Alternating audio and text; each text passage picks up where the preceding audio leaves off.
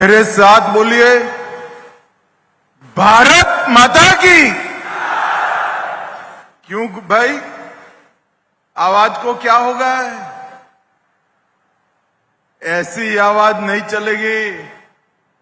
यहां से मोदी जी तक आवाज जानी चाहिए कि पारादीप में भाजपा वाले इकट्ठा हुए हैं। मेरे साथ दोनों हाथ उठाइए, जरा उठाइए दोनों हाथ। विकसित ओडिशा के संकल्प की मुट्ठी भींचकर प्रचंड आवाज से बोलिए, भारत माता की। मंच पर उपस्थित ओडिशा के लोकप्रिय मुख्यमंत्री श्रीमान मोहन चरण मांझी जी,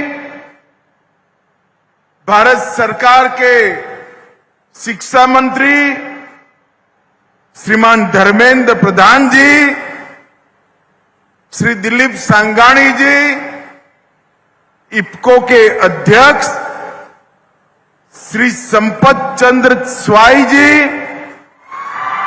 उद्योग मंत्री ओडिशा सरकार श्री विभू प्रसाद तराई जी, यहां के लोकसभा सांसद श्री अमरेंद्र दास जी, जगत सिंहपुर के विधायक, मेरे साथी सहकार सचिव डॉक्टर आशीष भूतानी जी, इफ्को के वाइस चेयरमैन श्रीमान बलबीर सिंह जी, इफ्को के एमडी श्री केजे पटेल जी, और आज इस कार्यक्रम में आए हुए प्यारे भाइयों बहनों और मेरे हृदय के जिगर के टुकड़े जैसे युवा मित्रों को मेरा जय जगन्नाथ। मित्रों, सबसे पहले ओडिशा की इस पावन भूमि पर मैं महाप्रभु जगन्नाथ के श्री चरणों में प्रणाम कर कर मेरी बात की शुरुआत करना चाहता हूं। मैं जिस शहर से आता हूं वहां पर भी 125 साल से पहले से महाप्रभु का निवास है। जैसे पुरी में महाप्रभु का रथ यात्रा निकलता है, हमारे अहमदाबाद में भी रथ यात्रा निकलता है। पूरा गुजरात पुरी के इस महान यात्रा स्थल पर विराजमान जगन्नाथ महाप्रभु को हमेशा आशीर्वाद के लिए प्रार्थना करता रहता है। भाइयों बहनों, आज ओडिशा के अंदर ओडिशा चुनाव के बाद मैं पहली बार सार्वजनिक कार्यक्रम में आया हूं। ओडिशा को बहुत लंबे समय से दूसरे राज्य के शासन से मुक्त कराने के लिए ओडिया भाइयों बहनों का बहुत बहुत धन्यवाद। भाइयों बहनों, मैं साथ में यह भी विश्वास दिलाने आया हूं कि जो परिवर्तन आपने किया है, डबल इंजन की सरकार बनाई है, मैं आपको विश्वास दिलाता हूं, देखते देखते देखते हमारा ओडिशा विकसित राज्यों के लिस्ट में अपने आप को शामिल कर देगा। ये दुर्भाग्य की ही बात थी कि ओडिशा देश के समृद्ध राज्यों में शुमार है। यहां की धरती के नीचे इतनी संपदा पड़ी है कि शायद ओडिशा भारत का सबसे समृद्ध राज्य है, परंतु यहां की जनता गरीबी से पीड़ित, यहां के जनजाति के कल्याण के लिए कोई आयोजन नियोजन नहीं हुआ। यहां के सागर किनारे के विकास के लिए कोई आयोजन नहीं किया। यहां के शहरों के विकास के लिए कोई आयोजन नहीं किया था। और 24 के चुनाव में हम नरेंद्र मोदी जी के नेतृत्व में उड़ीसा की जनता से आशीर्वाद मांगने आए थे और आपने पूर्ण बहुमत के साथ भारतीय जनता पार्टी की सरकार बना दी। और आज ये सरकार बहुत अच्छे तरीके से उड़ीसा को आगे ले जा रही है। आज उड़ीसा नए भारत के ऑप्टिमिज्म, उड़ीसा की ओरिजिनलिटी और उड़ीसा के सभी पड़ी हुई अपॉर्चुनिटी को एक्सप्लोर कर आगे बढ़ने का काम कर रहा है। तटीय मैदानों से लेकर पश्चिमी उड़ीसा के पठारों तक और जनजातीय क्षेत्र से लेकर हस्तशिल्प के उद्योगों तक उड़ीसा के समूचे विकास का आज प्लानिंग हो गया है। महानदी के उपजाऊ बेसिन और चिलिका के विशाल जल क्षेत्रों का समन्वय कैसे हो, यहां तक भी प्लानिंग हो चुका है। आज शाम को ही उड़ीसा की नई सहकारी नीति की घोषणा है। आज मैं इस मंच से पारादीप की पवित्र भूमि से समग्र ओडिया वासियों को कहकर जाना चाहता हूं कि आने वाले दिनों में गुजरात की तरह उड़ीसा के हर गांव में डेयरी को पहुंचाने का कार्यक्रम ये भारतीय जनता पार्टी की दोनों सरकारें हाथ में लेने वाली हैं। आज गुजरात में 36 लाख ग्रामीण महिलाओं के माध्यम से अमूल एक आंदोलन बना और आज अमूल 1,30,000 करोड़ का व्यापार कर रहा है और इसका मुनाफा आनापाई के साथ गुजरात की महिला पशुपालकों के साथ जाता है।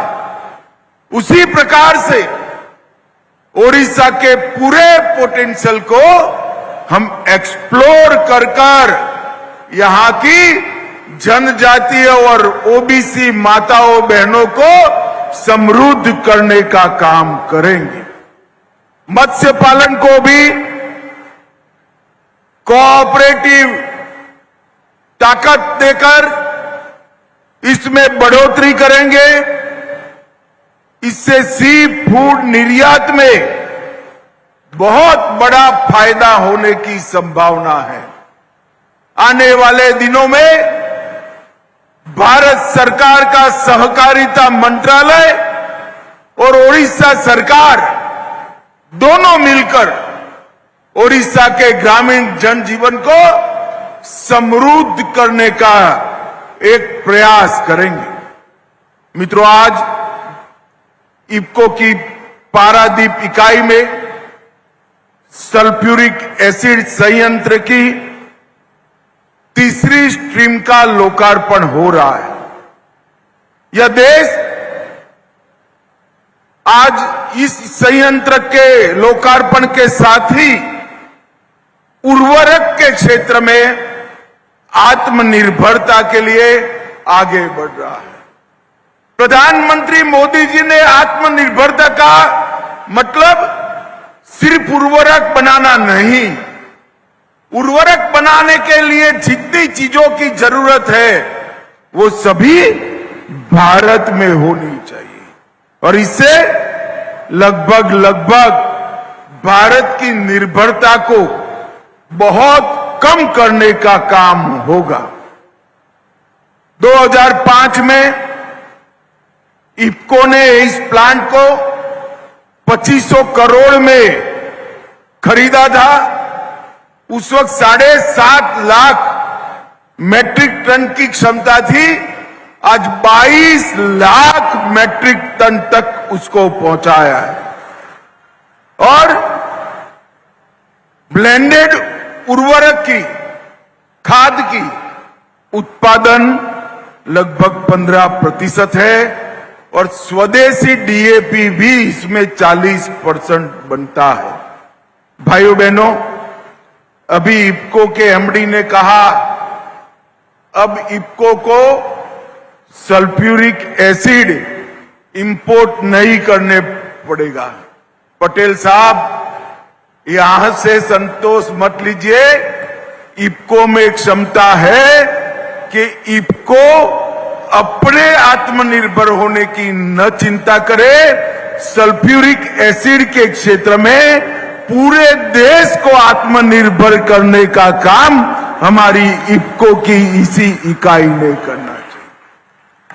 देश में फर्टिलाइजर बनाने वाला हर कारखाना और केमिकल के उद्योग में जहां पर भी सल्फ्यूरिक एसिड की जरूरत हो, उसका उत्पादन हमारे पारादीप की इस यूनिट के अंदर करना चाहिए। इफको अब nano urea, nano DAP, PM प्रणाम के माध्यम से रासायनिक उर्वरक के अत्यधिक उपयोग को कम करने का आंदोलन, ये सब चीजों में आगे बढ़ रहा है, जिससे हमारा भूमि संरक्षण का काम भी होगा। और आज इस क्षेत्र में आप सभी को गर्व होगा, इस क्षेत्र में इफको दुनिया की सबसे बड़ी कोऑपरेटिव यूनिट बना है। ये पूरे भारत के लिए गर्व की बात है। और नैनो यूरिया, नैनो डीएपी, इसकी विश्व भर में मांग बनी। Nano urea plus, nano DAP, nano zinc, nano copper, आज इसको कई देशों में एक्सपोर्ट कर रहा है। ये हम सब के लिए आनंद का विषय है। भाइयों बहनों, इफको एक प्रकार से पूर्णतया कोऑपरेटिव स्वामित्व वाला साहस है। लगभग 36,000 कोऑपरेटिव यूनिट्स इफको के मालिक, और इस 36,000 यूनिट में 5 करोड़ किसान मेंबर बने हैं। तो इफको जो भी कमाता है उसका फायदा देश के 5 करोड़ किसानों को पहुंचाता है। यही इफको का सबसे बड़ा ताकत। एक प्रकार से इफको का कारखाना कलोल में हो, कंडला में हो, फूलपुर में हो, आमला में हो या पारादीप में, इसका मालिक हमारे देश के 5 करोड़ किसान हैं।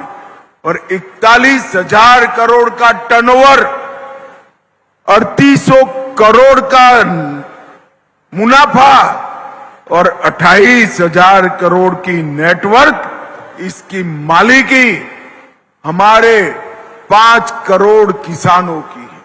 यही कोऑपरेटिव की चमत्कार है। मित्रों, मैं ज्यादा कुछ कहना नहीं चाहता। मैं आज ओडिशा की जनता को वादा कर कर जाता हूं, आने वाले दिनों में कोऑपरेटिव के क्षेत्र के माध्यम से ओडिशा के गरीब किसान, ग्रामीण जनजीवन और विशेषकर माताओं बहनों को आत्मनिर्भर करने का काम ओडिशा सरकार और भारत सरकार मिलकर करेगी। इसका मैं आपको भरोसा दिलाता हूं। इफको के अध्यक्ष, उसके उपाध्यक्ष, उनके एमडी और पूरे बोर्ड को मैं हृदय पूर्वक बहुत बहुत साधुवाद देना चाहता हूं। सभी इफ्को के कर्मचारियों को मेरी लाख लाख शुभकामनाएं हैं, क्योंकि कोऑपरेटिव यूनिट इतने अच्छे प्रोफेशनलिज्म के साथ चले और सभी पैरामीटर्स में, चाहे पर्यावरण के हो, स्वच्छता के हो, कर्मचारियों के कल्याण के हो या ऑप्टिमम यूटिलाइजेशन ऑफ प्लांट के हो, सभी क्षेत्रों में इफ्को ने रिकॉर्ड तोड़े हैं और प्राइवेट कंपनियों से भी इफ्को आगे निकला है। इसलिए मैं इफ्को के सभी कर्मचारियों का मनपूर्वक प्रणाम करना चाहता हूं, बधाई देना चाहता हूं। अंत में मेरे साथ सभी लोग जय जगन्नाथ बोलेंगे। मेरे साथ बोलिए, जय जगन्नाथ, जय जगन्नाथ, भारत माता की।